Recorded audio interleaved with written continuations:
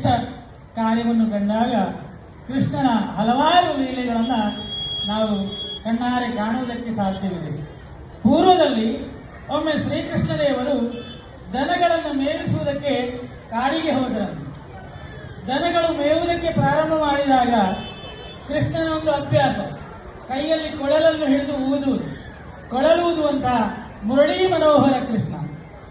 ಆಗ ಸಾಧಾರಣ ಮನುಷ್ಯರು ಮುರಳಿಯುವುದರೆ ಎಷ್ಟು ಚಂದ, ಎಷ್ಟು ಸುಸ್ವರ, ಆದರೆ ಕೃಷ್ಣನೇ ಮುರಳಿ ಊದಿದಾಗ ಎಷ್ಟೊಂದು ಸುಸ್ವರವಾದ ಸ್ವರ ಕೇಳಬಹುದು ಅಂತ ನೀವೆಲ್ಲ ಆಲೋಚನೆ ಮಾಡಬಹುದು.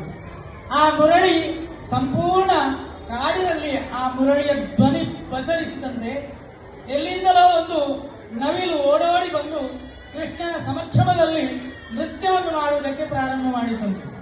ಕೃಷ್ಣನನ್ನು ನೋಡಿ ನೃತ್ಯ ಮಾಡುತ್ತಾ ಮಾಡುತ್ತಾ ನವಿಲು ಸಂಪೂರ್ಣವಾಗಿ ತಲ್ಲೀನವಾಗಿ ಹೋಯಿತು. ಆ ನವಿಲಿನ ಗರಿಗಳೆಲ್ಲ ತುಂಡಾಗಿ ನೆಲಕ್ಕೆ ಬಿತ್ತಂತೆ. ಆಗಲೇ ನವಿಲಿಗೆ ಗೊತ್ತಾಗಲಿಲ್ಲ.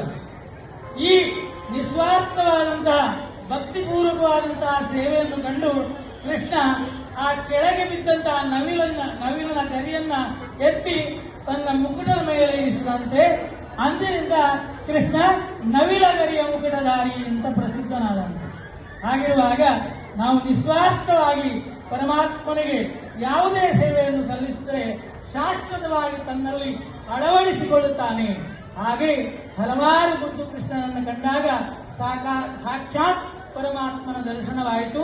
ನಿಮಗೆಲ್ಲರಿಗೂ ಬರುವಂತಹ ಯಾವುದೇ ತರಹದ ಕಷ್ಟ, ದುಃಖ, ಚಿಂತೆ, ವೇದನೆ, ವ್ಯಾಧಿ, ದುರ್ಘಟನೆ, ಅಕಾಲ ಮೃತ್ಯು ಇದ್ದರೆ ಪರಮಾತ್ಮ ದೂರ ಮಾಡಲಿ. ನಿಮಗೆಲ್ಲರಿಗೂ ಆಯು, ಆರೋಗ್ಯ, ಭಾಗ್ಯ, ಸುಖ ಸಂಪತ್ತುಗಳನ್ನು ಕೊಟ್ಟು ಉತ್ತರೋತ್ತರ ಅಭಿವೃದ್ಧಿ ಮಾಡಲಿ. ಎಲ್ಲರಿಗೂ ಶ್ರೇಷ್ಠವಾದಂತಹ ಸಂಸ್ಕಾರ, ಸಂಸ್ಕೃತಿ, ನೀತಿ, ನಿಯಮ, ಉತ್ತಮ ವಿದ್ಯಾ, ಬುದ್ಧಿ, ಹಾಗೆ ಎಲ್ಲರಿಗೂ ಸದ್ಬುದ್ಧಿ ಪ್ರಾಪ್ತಿಯಾಗಲಿ ಅಂತ ದೇವರಲ್ಲಿ ಪ್ರಾರ್ಥಿಸ್ತಾ ಈ ಒಂದೆರಡು ಮಾತುಗಳನ್ನು ಮುಗಿಸ್ತೇನೆ. ಸರ್ವಂ ಶುಭವಸ್ತು, ಕಲ್ಯಾಣವಸ್ತು, ಕಲ್ಯಾಣವಸ್ತು.